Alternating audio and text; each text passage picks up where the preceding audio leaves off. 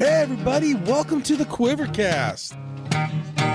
You go left, I go right. Man, this wave is out of sight. Going surfing, going surfing, going surfing with friends. All right, everyone, welcome back to the QuiverCast. Today we have South African surfer who I believe, and we'll get into it, is an American too. Brendon Gibbens, how are you?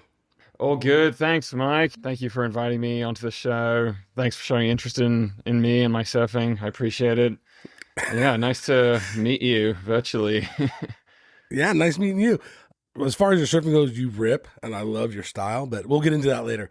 So you're currently in South Africa today? Yes, yeah, Cape Town. And that's where you grew up? I grew up in, got my whole life story or... Sure, go deep. Right, well, I was actually born in Germany and then Okay. only moved to South Africa when I was 5. My parents are South African through and through.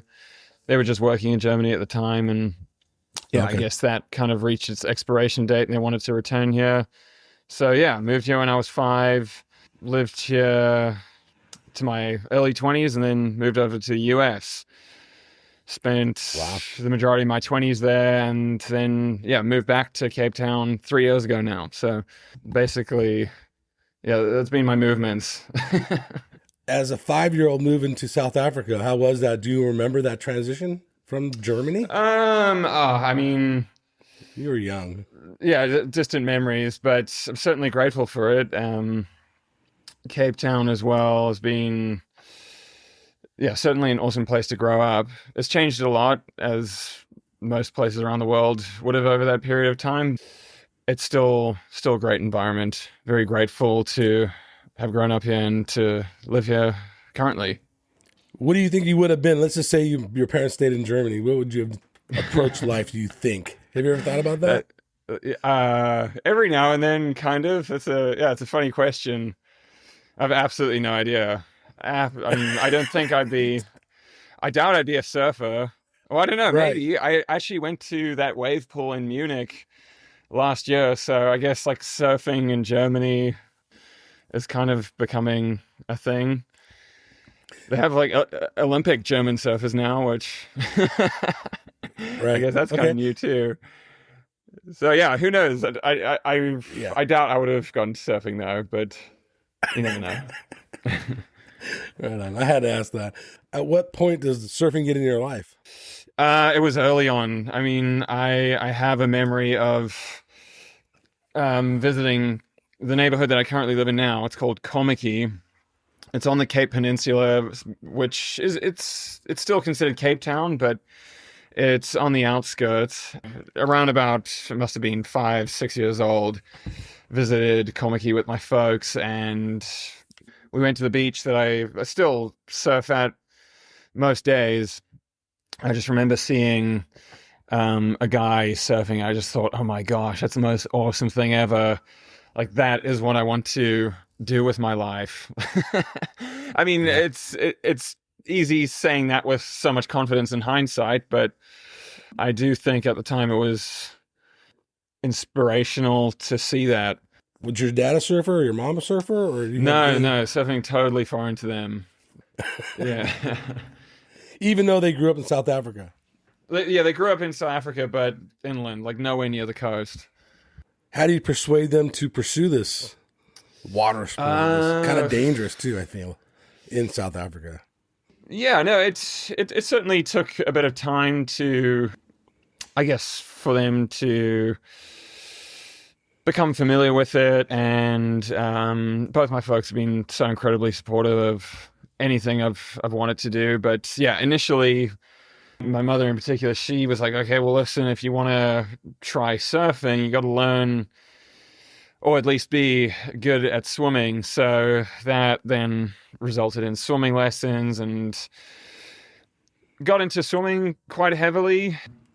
But yeah, it was always, I think surfing was the passion that was brewing kind of deep down. And then, yeah, it was only really about the time I want to say maybe closer to 15 years old, where I thought, okay, this is really something I want to put 110% effort into. And didn't really at the time, I guess when you're a teenager, you think, oh my gosh, like I want to be pro, but didn't really kind of take it as seriously as some of my peers did, maybe. With your peers, did you feel like you were just as good as them? Well, also, yeah, at the time in South Africa, and I would imagine this is also just the surf industry at the time, it just seemed like there was more. I hope I'm not talking out of turn here, but it just seemed like there was more money. I mean, there were contests even in South Africa. I mean, we're talking at the bottom of Africa. Mm-hmm. It seemed like every second weekend there was like a Rip Curl series, there was a Quicksilver, Billabong.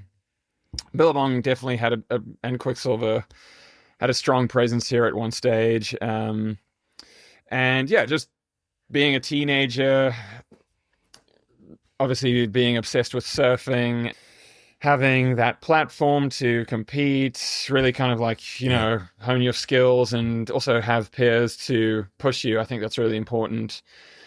There was a really good environment for one to grow up and lay the foundation for what, for me, thankfully, I'm incredibly grateful for it, has become a professional surfing career. And you look at Mikey February too, he was in the mix, and especially Jordy Smith. I mean, he's shining star of competitive surfing, especially that's come out of South Africa. Matt McGillivray too, he's also done incredibly well. But I mean, yeah, Jordy Smith and Mikey Feb are the two superstars. For sure. February is kind of the man right at this moment. I mean, at least in the US, they're really totally his surfing. Everyone's relating to, I guess, or wanting to be that guy. Yeah, no, MFeb's the man. It's been amazing to see how. I mean, yes, he qualified. He actually got good results on tour, but I think his strengths. I mean, not to say that he wasn't a phenomenal competitor. He certainly was, and he did well. But his strengths, I think, always kind of lay outside of the competitive scene. Mm. I think that's really why his career has just flourished now. Since he left the tour, in my opinion, is such a great ambassador for surfing, period. Not just surfing South Africa, not even just, I'm talking like surfing, like universally. Universally. Yeah, he really is, a great ambassador for it. He's just so pro on so many levels. He's like a pro surfer, and he's just a great guy too. He's a pro, like, family man. Same could be said for Jordy Smith, and those are both two great ambassadors for surfing and South African surfing, obviously. As a kid, do you get into comps? Do you feel like that's the path? Totally. And as I mentioned, there was just a great kind of like contest schedule at the time. Even going back to as young as when I was, I mean, my first national championships was when I was under 10. That was when I first got started. It was crazy. Back then, Jordy Smith was untouchable. No one could beat him. So it was funny. Even, I mean, gosh, how old was I when I was 10 years old? That would have been around about the year 2000. So Jordy Smith has been a phenomenal competitor since then. The writing was on the wall, kind of, for him. Totally. Major credit to, his age group of peers, and, the older guys before him, too. Like, there's Greg Emsley, there's Royden Bryson, Travis Logie, Damien Farrenfort, Ricky Basnett as well. I hope I'm not forgetting any names, but those are the ones that just come to mind immediately. If you think of South Africa, at least in my generation, you always think of Sean Thompson, too. Yeah. Of course. I mean, But that's deep. That is really deep. That's a different generation, but I mean, major credit to him too. He certainly was the trailblazer. There you go. You take this path in competitive surfing. What do you feel about contests and comps? Right now, I find it incredibly entertaining. Everything I see, I find it interesting, whether it's contests or pre-surfing stuff. I like seeing the good stuff and even like seeing the bad stuff because it's just humorous at times. But in terms of me being involved in competitions, I don't love it. I don't think I ever truly did. That's why I took the free surfing route. I was also incredibly lucky to have the opportunity to do so because I don't know. I doubt I would have continued trying to make a living out of professional surfing if winning contests was the only way to do it. Because I just bombed out all the time. Okay. As a young competitor, as an amateur, when let's say you're 10 to 15 years bracket, why were you doing contests? Just because you thought that's the way you needed to go? Yeah, no, it seemed like the only route one could take to become any kind of professional surfer. And at that age, you certainly put a lot of pressure on yourself. So losing sucked. Mm-hmm. But it was also lots of fun. I mean, as I said, there was an event almost every second weekend, and it was just an exciting time. You know, you like put the effort in to improve.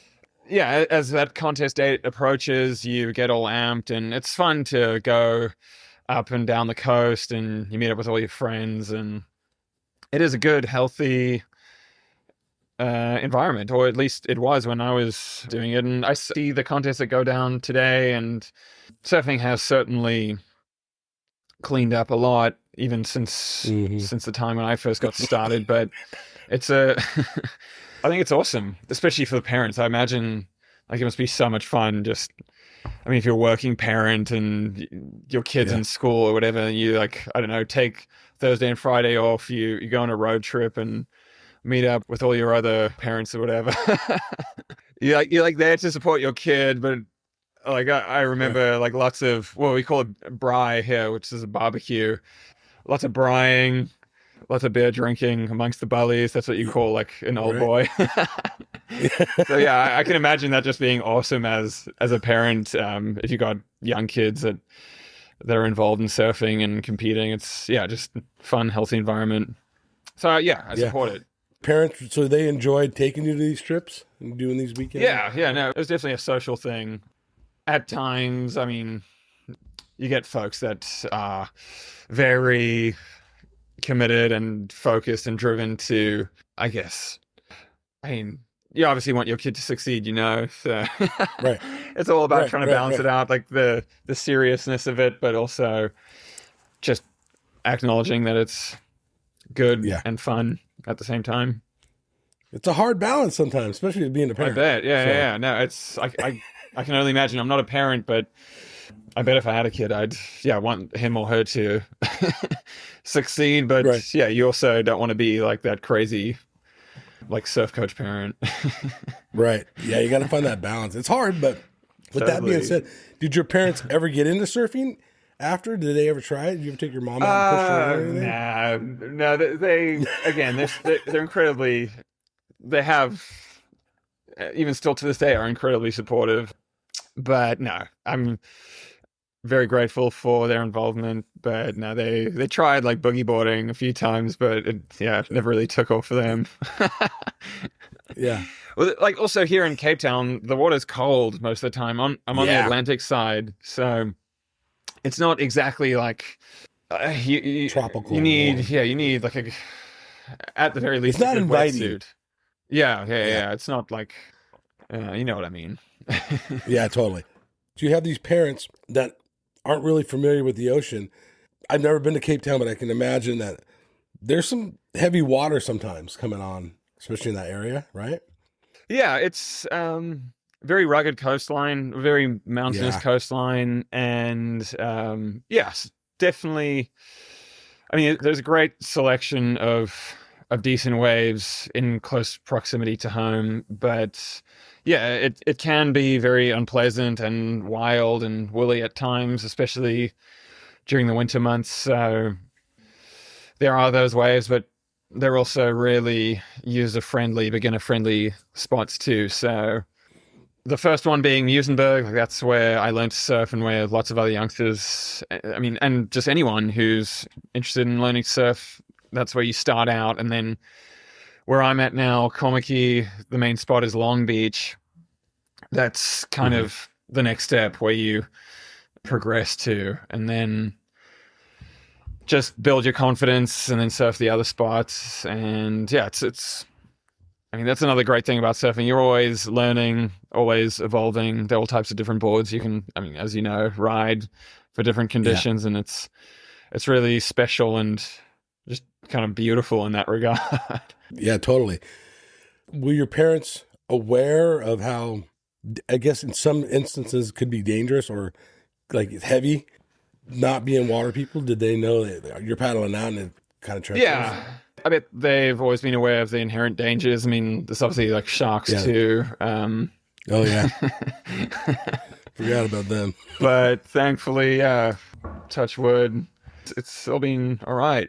I mean, you obviously, like, you can't really live your life in fear either, but no, have to understand those dangers and just act responsibly. So who are the older guys you're looking up to as you're progressing in your surfing? So locally, well, as I said, Geordie Smith's always been a superstar, but then Damien Farrenford, I bet you know him. Yeah. Duma is an anomaly.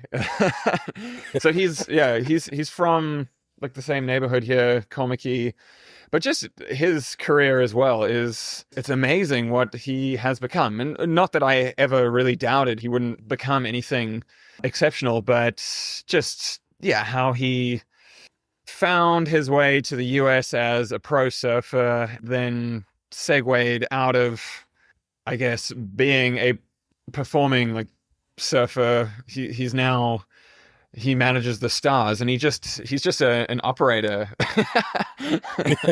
And always been confident, outgoing, and it's just incredible to see how he's forged his own path, made a success of things. So yeah, respect to Duma. Excellent. Yeah, for sure. And then the surfers, Geordie, MFeb, although MFeb's a couple of years younger than me. But yeah, then there's guys like Travis Logie, there's Davey Ware, Royden Bryson. Just, yeah, those guys that were on the Pro Tour back then when it was still the ASP. Yeah. The ASP World Tour. I think it was the ASP then.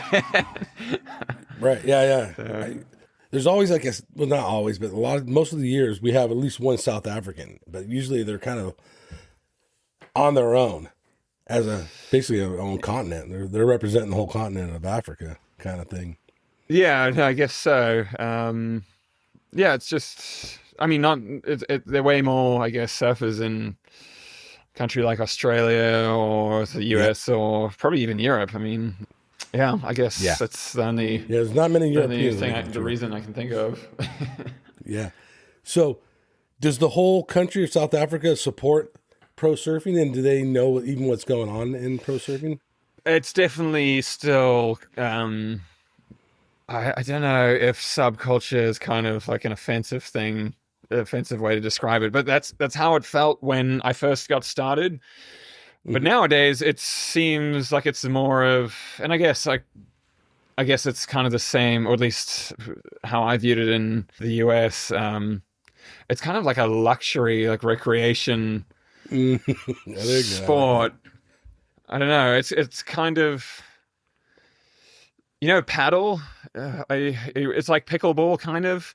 It's blown my mind how that's taken off here in South Africa, and it's again. I hope I don't get called out horribly for this, but I swear surfing is kind of in the same like category as paddle. Okay, yeah, kind of like, I mean, maybe like everyone's aware of it, but they don't really pay attention unless you are in the sport, maybe. Just at the popular surf spots in Cape Town, it seems like there is more money in surfing than ever before. It seems like there are more surfers, and these guys have like top end gear. They have state of the art surfboards. They have state of the art wetsuits, and getting all of that here in South Africa is outrageously expensive. It's like if you buy an iPhone in the US, it's, I mean, I don't know how, let's say it's like $1,000. You buy an iPhone Yep. in South Africa, I swear it's almost double the price because they're, Wow. I don't know the exact reason, but I think it's just because of like import stuff. Yeah. I don't know Makes all the sense. terminology. But yeah, it's obviously like things like US labeled surfboards, like let's just use Channel Islands, for example, or just any of the US brands. It's, I mean, you're paying top dollar, literally.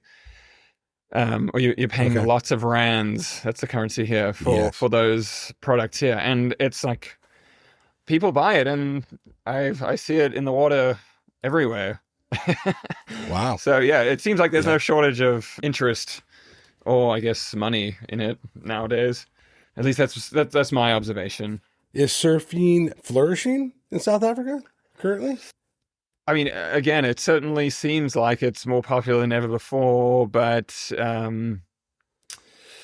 in terms of, I guess, companies having money to blow, I don't like marketing budgets. I don't think so. No. Okay. Yeah, and I think that's I think that's everywhere in the world, at least in America too. It's not like it was 20 years ago, 15 years ago. Yeah. I mean, again, I don't know all the details. Right. It kind of seemed like pre-2008, those were glory days. Like, Yeah, I think so. But then, I mean, even like post that global financial crash, I mean,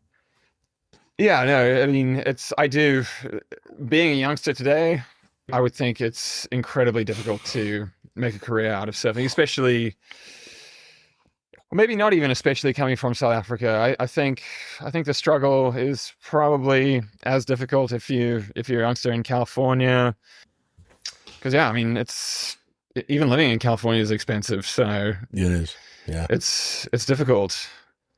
Whereas it's maybe more affordable, or it's certainly more affordable to live in a city like, or in South Africa, but yeah, then it's harder to, I guess, get your name out there internationally, you know?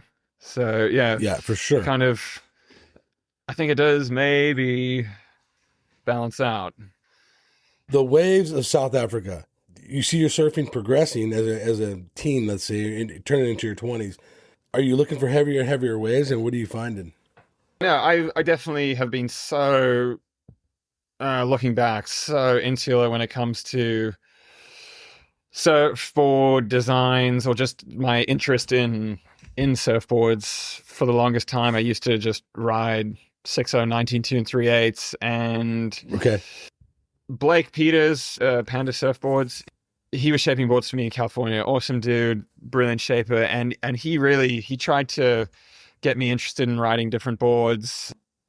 I mean, I dipped my toes into it, but it only really was since I returned to Komaki 3 years ago, where there's just such a different variety of waves, or such a great variety of waves, where having a diverse quiver really helped.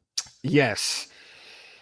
Over the past few years, I have shown interest in riding different waves, but trying to marry that with having a diverse quiver and using the right board for the right conditions.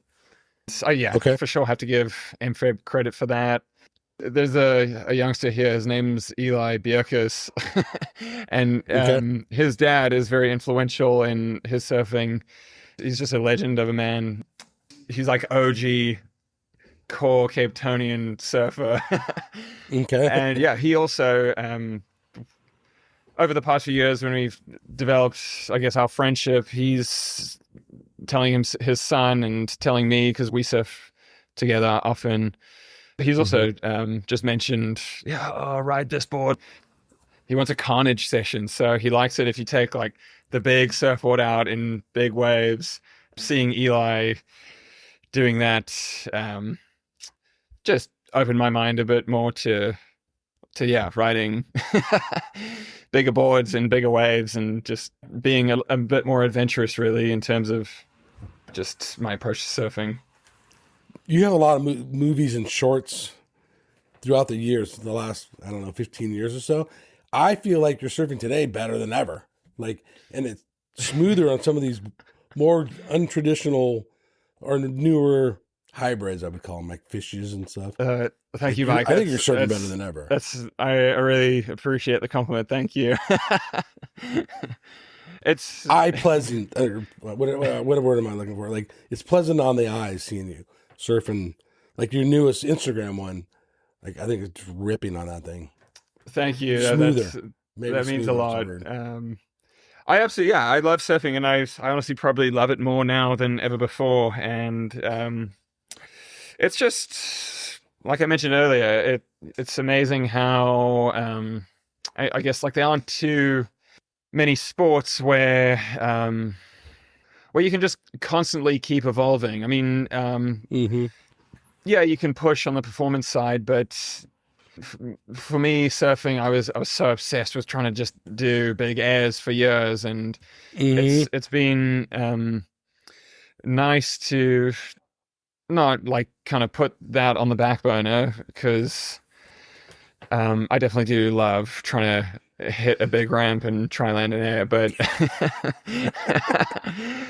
it's been really enjoyable just trying to ride different boards in different conditions, as I said, and because of characters like Mikey and Eli as well, just seeing their approach. And I mean, the whole alternate craft thing has certainly become a trend as well. I don't really know if that was like a post-COVID thing, or if this is me just acknowledging it, and if I'm experiencing that whole frequency illusion thing. But yeah, no, just thanks for the compliment. It's I'm really enjoying surfing at the moment, and it feels good for the mind and the body more than ever before. I'm very grateful for it. So I have to ask you this, and it's kind of a cheesy question. Are you more looking for a barrel or wave, or are you looking for an air, like a ramp? I guess you kind of answered it, but... There certainly are some sessions where I'm not interested in trying to hit a ramp, like at all. It does get, I guess, monotonous after a while, especially if there are lots of failed attempts.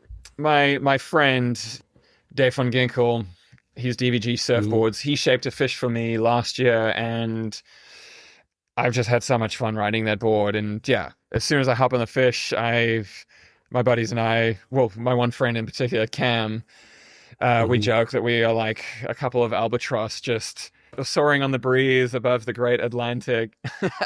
So yeah, when I'm in albatross mode, I'm definitely just interested in gliding and looking for the barrel. But yeah, if I'm not on the fish, then yeah, air mode engaged. There you go. How many waves are in your area? Like good quality waves? Like the videos and the clips I'm seeing, these waves are like you lived in California. We don't get that very often. There are certainly a lot of good waves in close proximity. It's kind of got like a West Oz kind of Margaret River yelling up vibe, although like even the landscape, well, not it's more mountainous here. And I think that's maybe the reason why we don't have those slabs that are quite as good as they are in West Oz. But the good waves that we have here, it's kind of condensed. It's in all really close proximity to home, which is such a blessing. When I was living in Costa Mesa, I absolutely love being able to just cycle down to 56th Street or River Jetties. That was great. I mean, cycling around here, it is, I guess, possible, but yeah, you for sure need a car. You need to check it more, like. Yeah. Just incredible amount of waves in close proximity to home here. So yeah, it's a blessing. Yeah, I guess it's total different surfing aspects. When you're riding your bike to River Jetties, you know what you're going to get almost every day. I did absolutely love that, though. I really, really loved my whole program of just hopping on the bicycle with my gear and my backpack and my surfboard and my little surf rack. and then just boost it down. Yeah. And yeah, just lock the bike up. Right. How good is it there when Santa Anas are hitting too? It's just probably one of the best, funnest waves ever. I lived with an awesome dude, Joseph O'Leary. LJ is his nickname, and he was so just great to have in terms of getting me motivated to surf, because he's from Florida, so even like the tiniest, most like sloppiest, most insignificant wave would just get him excited. So he always got me motivated and hyped to surf. So yeah, shout out to LJ. That's awesome. Yeah. Did you ever venture down to like Huntington Beach Pier, or like, or are you more the Newport guy? No. Yeah, went to Huntington often because actually another South African friend of mine was living there at the time. Rudy Palmboom, if you ever heard of him, phenomenal surfer. But yeah, he actually worked at the Sugar Shack there, if you know where that is. Yeah. And then he also worked for Bill Sharp's surf school on the south side there. Visit Rudy often. It was awesome. But it's a pretty long cycle from Oh Mesa. yeah, for sure. Yeah, no, it was big. And I was living close to Mother's Market, so it is like a long cycle. And yeah, that's a workout for sure. Yeah. No, I was in like the best shape I'd ever been in. It was, yeah. Of course. It was amazing. And like no gym membership required. It was incredible, actually. You moved to America. What made you decide to move? I got incredibly lucky. I mean, the opportunity really just presented itself. And also at the time, just kind of where the surf industry was at. And that was also when I was trying to make heats on the QS. It was almost like a thing, like, oh, you need to like spend time in California, like go to Huntington Beach in particular, and just like spend time there and rip it up. Like you'll get noticed. And it seemed like such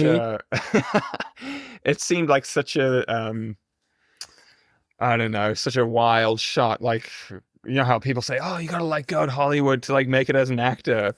It kind of it kind of felt like that was a similar thing happening. I don't know. It's just some of the older guys that I was traveling with at the time, they not necessarily encouraged it, but mentioned it. Yeah, so I spent time in California, and I mean, my efforts of like trying to rip it up there to find a sponsor were futile. I also had Craig Anderson in my corner around about, in my early 20s, and because he's from South Africa originally as well. Yeah.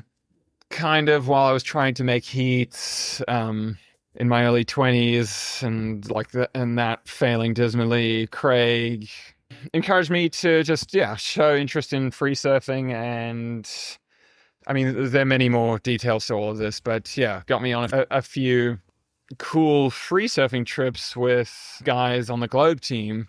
After a bit of time, Globe offered me a deal, and their headquarters were in LA, like pretty much right by LAX.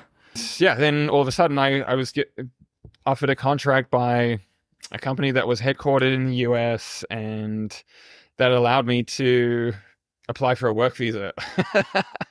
Okay. So then that allowed me to spend time in the US living and working as, I guess, a pro surfer. Yeah. No, it's totally cool. Yeah, that's essentially how that opportunity presented itself. How different is the surf culture from South Africa coming here to America? And I'm sure you've been here to America before. That wasn't your first time just showing up. No. I've been incredibly lucky just with my life. Like, I actually visited California for the first time when I was 10 with my parents. I mean, it was a family holiday, and as I mentioned earlier, I was showing keen interest in surfing, but we all went to California, and I went to T Street. I remember they booked this like motel, some kind of accommodation there, and I remember seeing like little Colo Andino as like a little child, and Carissa Moore also as like a little Wow. kid. I mean, yeah, and I was 10 as well. I was a little kid then too. I do remember seeing them surf and thinking, "Oh my gosh, these kids are so pro." Not like anything I guess I hadn't experienced in like the junior surf scene in South Africa, but it certainly seemed more, they had like a bit more of an edge, like a bit more wow factor. So yeah, that was quite amazing at first, I guess, when I was that young. Yeah, the whole time I guess I lived in California, it never really felt that drastically different to the surf scene in South Africa. Yeah, the world has become pretty global place now. As I said, like here, even at my local break, like guys ride Pizels, Sea Eyes, Sharp Eyes. Same boards you see in the lineup pretty much in Australia or America. Exactly. It's not that rare nowadays. Living in America, what makes you decide to become a citizen? Or why did you pursue becoming an American citizen? I mean, I eventually met the requirements after essentially just paying tax for X amount of years. Okay. That's like, at least with my experience, that's the biggest requirement. Like they really want to make sure your taxes are paid and up to date. Like those tax returns need to be perfect. If they know like issues there and you've met your physical presence requirement, it's about a 10-year process, just kind of starting from scratch, somewhere around there. I guess I met the requirements, and you said screw it. I thought, yeah, it is really a golden opportunity, and I do believe America is it's incredible. I mean, if you have passion or a dream and passion and determination and all of those other good like qualities, you really can achieve whatever I guess you want in America.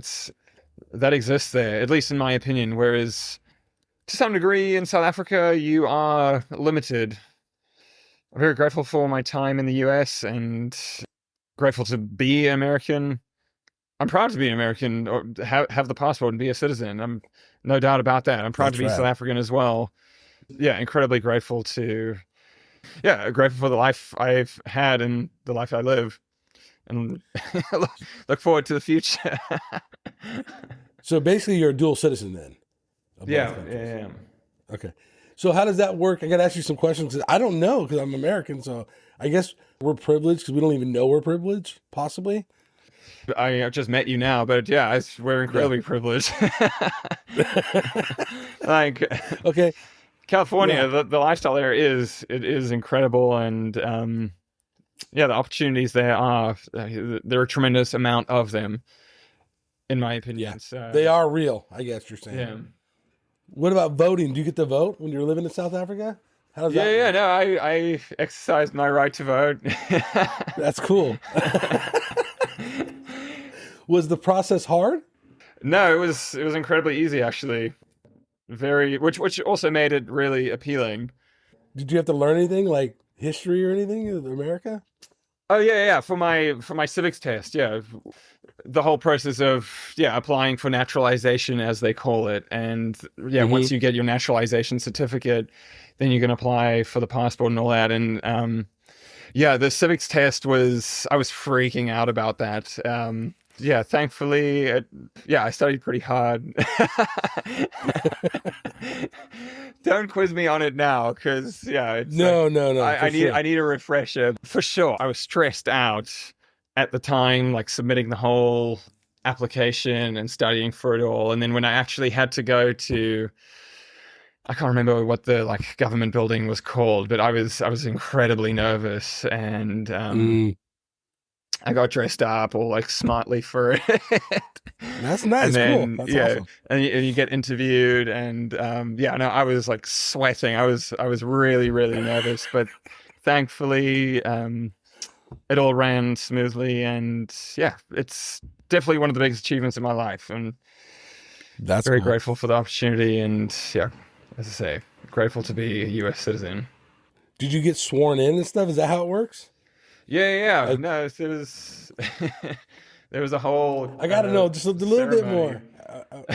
Okay, now are you looking around and there's people from all over the world getting sworn in with you? Are you solo? Like, so in that regard, it was slightly anticlimactic because I'd heard like stories about how there's a whole ceremony and all the other folks that have been through the same process. They're all there, and you get invited. You pass the test, you get your certificate, and then like that's it. It sounds like usually you'd be invited to a ceremony at a later date. But in my case, there was actually a backlog post-COVID. So I guess the applicants that passed the test, they were they were trying to get through it all. It was a funny experience. I went for my test. The guy was like, "All right, man, like looks like you're all good." I was like, what does that mean? He's like, "Oh yeah, no, I'm approving your case and you're a naturalized citizen now." oh wow. Okay, cool. so what now? He's like, "Well, if you want to like go to the naturalization ceremony, there's one happening on like I can't remember the floor, but he's like, yeah, just take the elevator, like go a couple floors up." He's like, "Yeah, I think like That's funny. like 2:30 is the next one." So yeah, I went up and I mean, it's like one of these government buildings. So I'm sure you can imagine it's not exactly like. Yeah. I mean, all these government buildings are pretty standard, I would imagine. Dreary. But, yeah. Walk down this hall. I'm still nervous and just kind of rattled by the whole experience. So yeah, I then go into this, walk down the corridor, and I see at the very end, it's like naturalization ceremonies, and there's an arrow pointing into this room. I kind of just looked like a really big classroom. There was a gentleman seated at a desk at the front of, as I say, would look like a classroom. And I said, "Oh, excuse me, I've been told to come here for the naturalization ceremony." Yeah, I was the only one there at the time. So he's like, "All right, man, well, let's get this over and done with. Like, please stand in front of me here. Like, raise your right hand." Rambles off the Pledge of Allegiance, and then I had to pledge my allegiance. Yeah. So cool. it was really quite. I mean, I said anticlimactic in terms of I was expecting like fireworks and all this stuff because that's what I've been told happens, and like. But I'm picturing 68 other people in there. You got a Vietnamese with a Cambodian with like. I don't know. Some from Italy. I don't know. That's what I was thinking, but it's not like that. Well, I mean, certainly in the waiting room prior to being called in for my test, there was all the other applicants that had been invited for their test that were there that day. It was a very international field. Where the naturalization ceremony, it was it was just me and the gentleman who gets signed off on it. But it was. Well, that's cool. You did it. It was quite an emotionally overwhelming experience. Just to think of how many people in like the history of America had, I guess, gone through a similar process. It was. What'd you do that night? Did you party or like have beers or take it easy? So I went back to my apartment. I was living with my two flatmates, LJ being one of them, and his girlfriend Mimi also. She was great. Like, again, I'm so grateful for my time there. I got so incredibly lucky with the people that I lived with. But yeah, I returned to the apartment. LJ and Mimi were there. They were watching TV on the couch with our dog. They had a golden retriever pup, Blue. Oh, nice. So yeah, the three of them were on the couch. And I was like, guys, I did it. So yeah, they were so stoked for me because they knew just I guess what I'd gone through, all the steps involved leading up to it, and we made our own burgers that night, and we were really into watching The Sopranos at the time, so I think we ate burgers. and like binge watch The Sopranos and like Oh, okay, I don't know. cool. Yeah, we might have had like ice cream and like chocolate cookies. Okay, there you go. That was our like kind of like family vibe at the time. Yeah. Sounds fun. Sounds No, fun. it was very it was great. I was grateful to have such good friends. All right, let's talk about boards. So you've already touched on it about changing different boards and riding different equipment. How much has your quiver changed over the last 5 years? Let's say. Oh, it's changed drastically just over I guess over the last 5 years, because just like during COVID, Blake Peters, Panda Surfboards, he was really pushing me to try just ride different boards, because I also think like conventional performance boards weren't really selling that well. Because I swear, like the alternative craft thing, it's just been trending, and post COVID, it really, I don't know, just my observation, became more popular. Yeah. But so Blake got the ball rolling, and then returned to South Africa, seeing like MFeb around, and just seeing his whole program and how amazingly he surfs on all these different boards. It just inspired me. So yeah, right now I'm always pushing. Well, I am pushing to try a whole bunch of different boards. That one in the background is kind of like a buddy of mine gave me that the other day to try a shaper here in Cape Town, and I mean, who's going to turn down an opportunity to ride a fun board? So I don't know. I think that might be similar to maybe.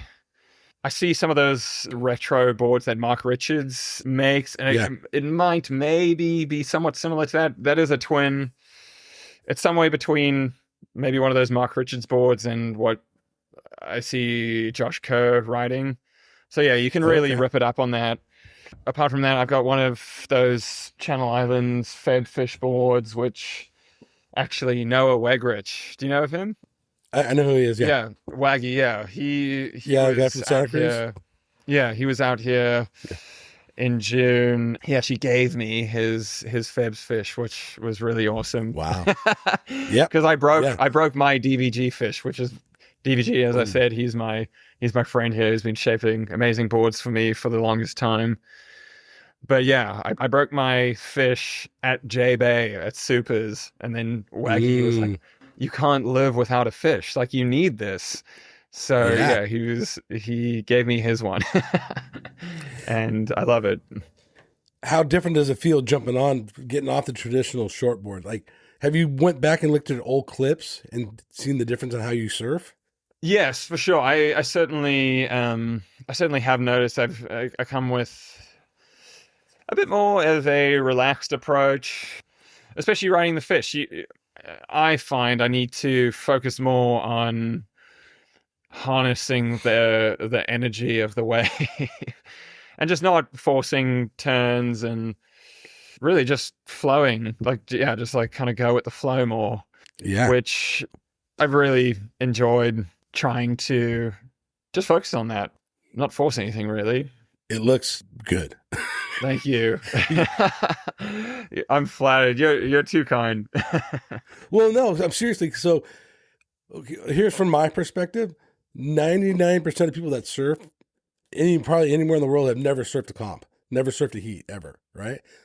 So we all watch the WSL. We're all wanting to surf like, whoever, let's say Jordy right now. But in reality, we are watching clips of you surfing because you relate to us more. You're not surfing the heat, and it's smoother, and it's, Thank you. Modern that means day a lot. Surfing. Thank you. Yeah. That validates You're me as a it. professional surfer. Thank you, Mike. No, I'm serious. Like, I'll send this excerpt to my sponsors. There you go. Well, they should see your surfing. Same with Mike February. Same with you guys. Josh Kerr, for another example, like him getting off the tour. I think his surfing's improved dramatically. Thank you. It kills it. Yeah. Oh, yeah. Josh Josh Kerr is also phenomenal. Yeah. Yeah. Right. I think it's amazing. But he's surfing better than he was 10 years ago, I think. Same as you. So it relates to everyday surfers watching guys surf really well on equipment that is probably more user-friendly to the average surfer. We inspire to be like you guys. Thank you. And I do agree. And also just, yeah, having different boards. Obviously, you work on them and you have these boards in your quiver that are suited to certain conditions. Now that I've been focusing on that, it certainly gets me in the water more often than ever before. I just find surfing daily, apart from it just feeling great and awesome, and I mean, surfing just is a blessing. Apart from having appreciation for that, I also find, I mean, like, I'm no spring chicken anymore. I really find that I do need to be in the water. I mean, as close to as like daily as possible, just to keep up. I mean, the youngsters nowadays, I mean, there's always going to be progression. It is challenging to keep up with it, but it's a really fun challenge, and I do enjoy it. And I really get stoked when I see guys in my age group now. Like, I mean, I'm in my mid-30s now, and I always looked up to guys like Jordy Smith and Dane Reynolds as being like the elders. But, you know, as you get older, that age gap shrinks. I mean, Jordy is like, he's still top 5 in the world, you know. But when I see the likes of like Dane or Craig's always been into riding, well, for decades now. He's been into riding different boards, and there's so many guys. Bryce Young is actually in South Africa at the moment. Wow, that guy's surfed we were on too. we were on Whistler together, and I definitely have way more of an appreciation for his like creativity and his skill and the boards he rides nowadays. Yeah, just because it's really cool, and I find mixing it up in terms of boards is just fun, and anything to get you in the water more often, really, and just to keep it fun, enjoyable, and fresh. That's the goal for me. Watching you guys surf, watching you surf is, because you're on different equipment, you're being more creative. You're doing kind of the same maneuvers, but in a different way, and it looks good, I guess. So the boards are bringing out creativity in you. I like that. Yeah. Thanks. There's actually there's this old boy, like, he is OG Cape Townian, like, core lord. His nickname is the Coach. His name's Simon Lowe, and he's actually gone over to Jaws a few times. And I mean, I'm sure guys in that whole big wave surf scene, they know of Simon Lowe because he is just a colossal character. But yeah, he's also given me lots of advice as to how to surf, and just in terms of when you see me ride a fish, he's like, oh, sometimes, like, he says I have too much of like a performance board approach to the fish. He's told me to surf a fish the way it should be ridden, and he often comes with these pearls of wisdom, but he usually is pretty spot on. So yeah, he's also been taking advice from Simon. It helps. Yeah, the old boys know what's up. They've seen it for years. If they've been surfing their whole life, they recognize it. Totally, which is cool. Yeah. If you look on, like, Google your name on YouTube, there's so many different movies you've been in, or clips or stuff. Do you have a favorite? And your new one with Dane Reynolds, how'd that come about? I might say it wrong. The Gus Christ. Oh yeah, that's such a good one. Christ. I like that one. Oh, yeah, shoot. I mean, and the surfing's top notch. Thank you. No, I'm really proud of the video. I hope the name didn't offend anyone. I heard like it may have, but that video came about just Hunter Martinez was in Bolito shooting Aton Osborne for a Billabong Chapter 11 project they were working on, and I've been friends with Hunter for years. So he was there in Bolito. This was also for one of those like big Challenger Series events. Aton was there, but the waves in Bolito can be really good just at that time of year. Anyway, Hunter was there, and he sent me a clip of my friend Eli that I mentioned earlier, And he was like, "Hey, isn't this your buddy?" And I was like, "Yeah." Hunter was like, "Dude, what are you doing? Come on over. Like, I'm here with Aton." They were staying with Shane Sykes because he lives there. Yeah, flew over to Bolito.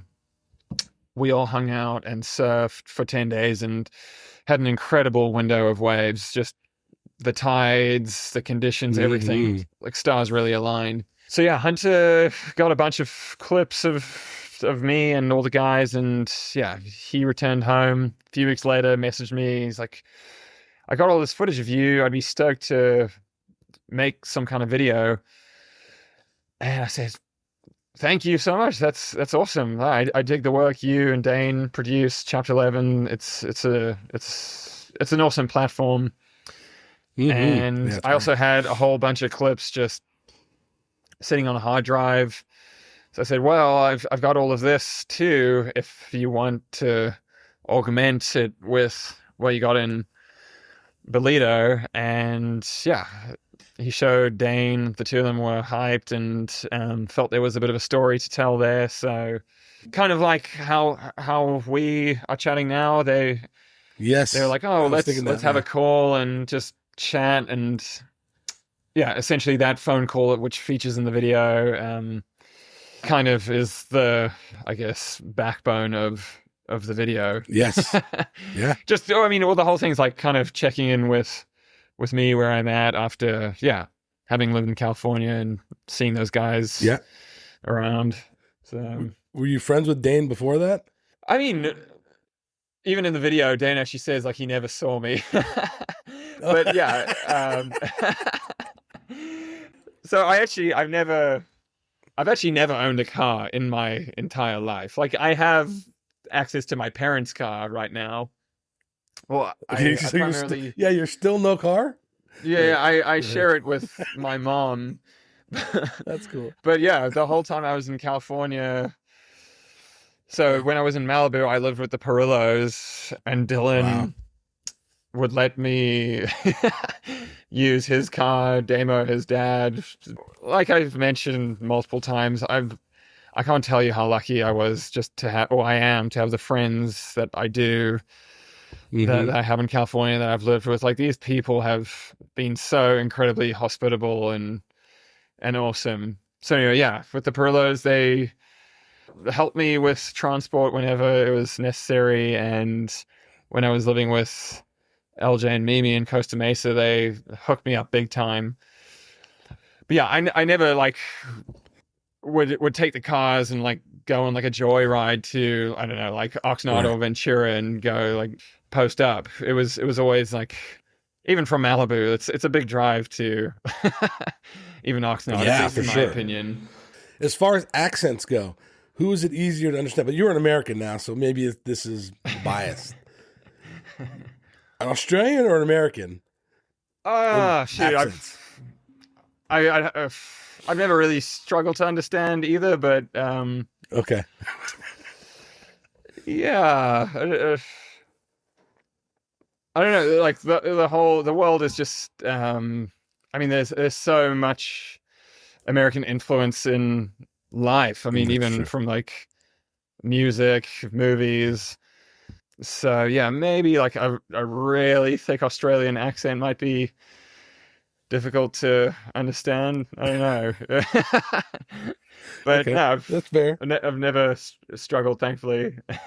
There's so many different kinds of accents too. So many different kinds of American accents as well. That is true. So, yeah. If you went to South, like, Alabama or something, you would probably struggle to understand it.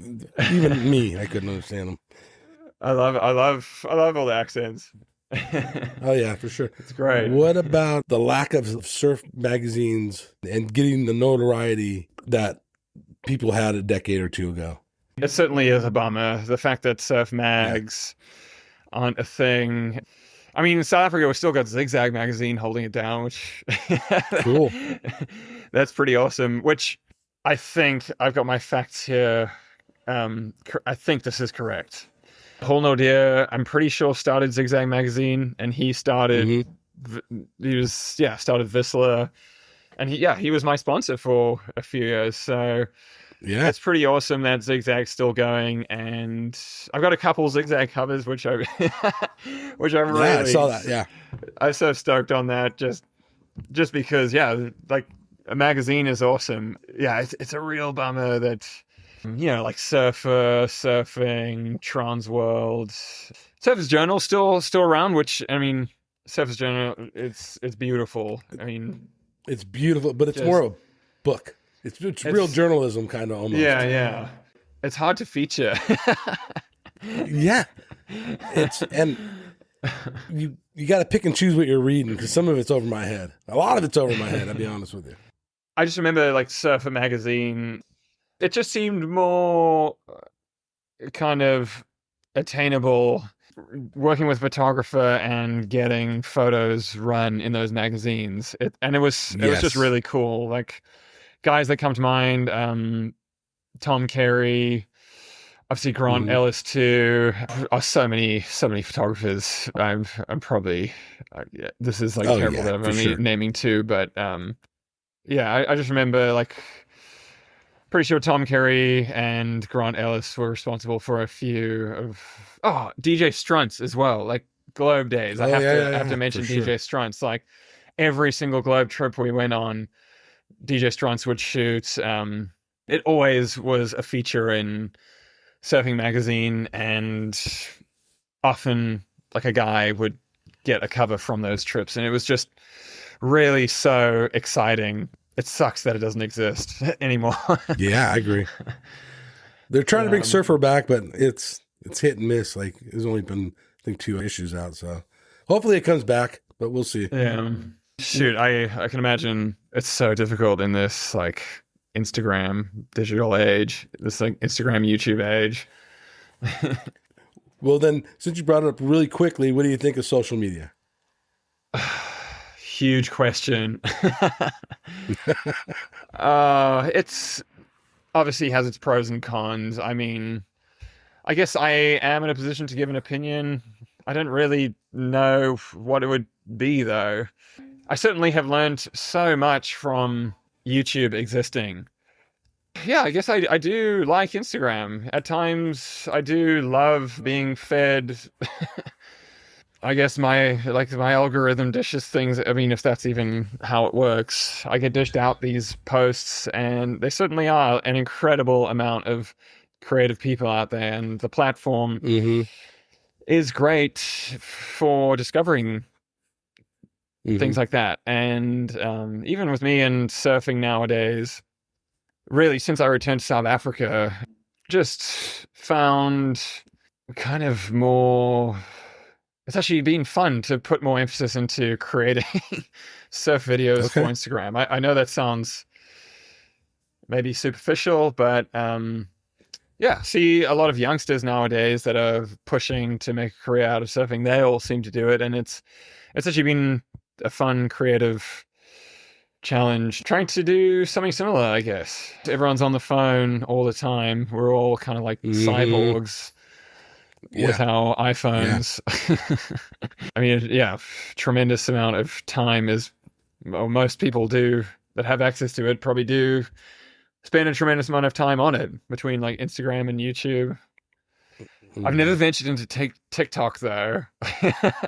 Yeah, I know nothing about TikTok. So, neither, yeah. But I think maybe we missed that like kind of threshold. That needs to be... I don't know what that's like Gen, what, you know, Gen Alpha? Is Gen Alpha a thing? Is that what it is? Yeah. Something like that.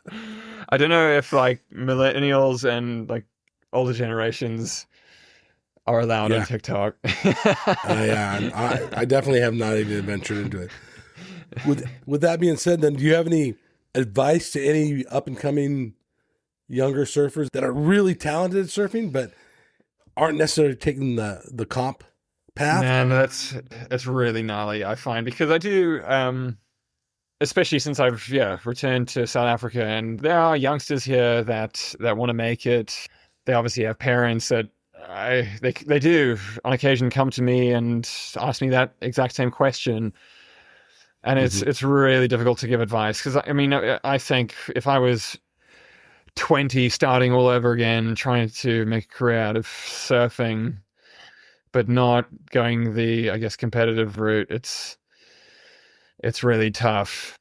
Obviously, it is not easy to even qualify for the Challenger Series. And there's a youngster in South Africa, Luke Thompson. He's either like first or second in the rankings now. So he's a good lad, great attitude, really just friendly, polite, got all the good characteristics, phenomenal surfer. And I guess focusing on that is really kind of the best advice I can give, because there are so many phenomenal young surfers out there, and the competition is so fierce. There are probably more phenomenal surfers out there than ever before. But I think, yeah, you kind of like going nowhere if you don't have a good attitude and if you are just a decent person. So I think it's probably most important to focus on that first, and then if you have the skill and ability to shine in the whole competitive or free surfing world, that kind of has to come second. I don't know if that serves as advice or if that is kind of obvious, but yeah. Yeah, what I just said, maybe just focus on being a good, decent person. I mean, if you have a dream and a goal, and if nothing else matters, you obviously can't ignore that. Like, the rest of your life will probably feel pointless if you don't give 110% effort into whatever that goal is. But yeah, first things first. I think that's good advice right there. Yeah. But you have to make sure you like the foundation's solid, and that you just a decent dude or a decent girl, just a decent person. And then, yeah, just focus on whatever that dream and goal is. But also, I mean, I'm totally contradicting what I've just said. I mean, if you reach a point where you focus on this goal for your whole 20s and you like, I don't know, reach your 30s and find it hasn't worked out, there obviously is a point where you might have to make moves and, I don't know, change gears. Yeah, change gears. Yeah. And that's really where someone like Damien Farrenford is such an amazing there you go. Yeah. Incredible example. Like, him and Geordie have been buddies since they were, I can't even tell you what age, but Geordie obviously achieved that like big shot pro status. He's still there today, and Damien has, in my opinion, done an exceptional job of obviously realizing that he wasn't going to be like Geordie, but he's done incredibly well for himself, doing the best that he can with his skills. And if you look at the Stab magazines, like, you know, how surfers get paid, he's on it more than anybody. He's getting in front of the camera. Like, that guy rules, kind of. He knows what he's doing, for sure. And he probably still gets to surf all the time. So he's the best of both worlds. That's awesome, yeah. I'm assuming he's still surfing. Well done to do.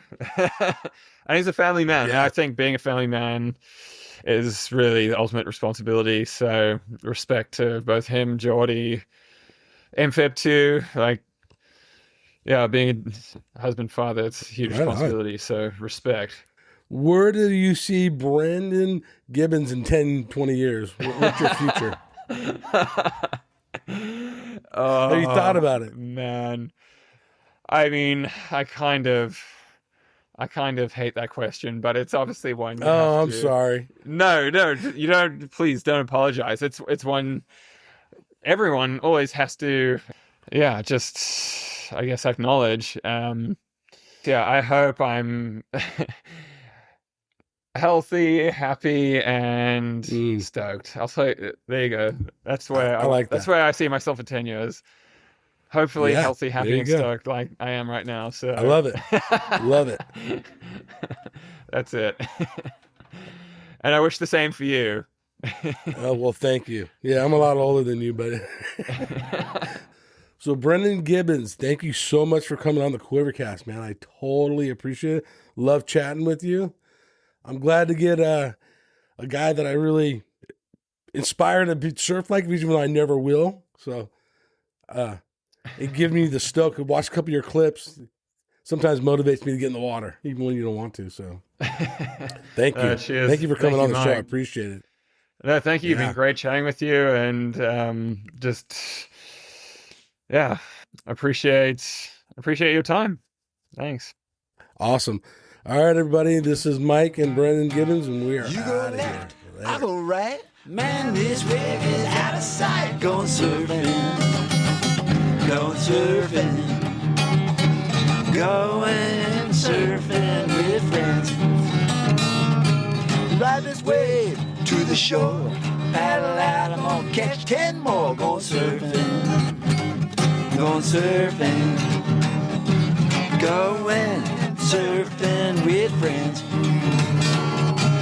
I don't care if it's wrong or right. I'm gonna do it all day, I'm gonna do it all night. I'm going surfing, going surfing, going surfing with friends.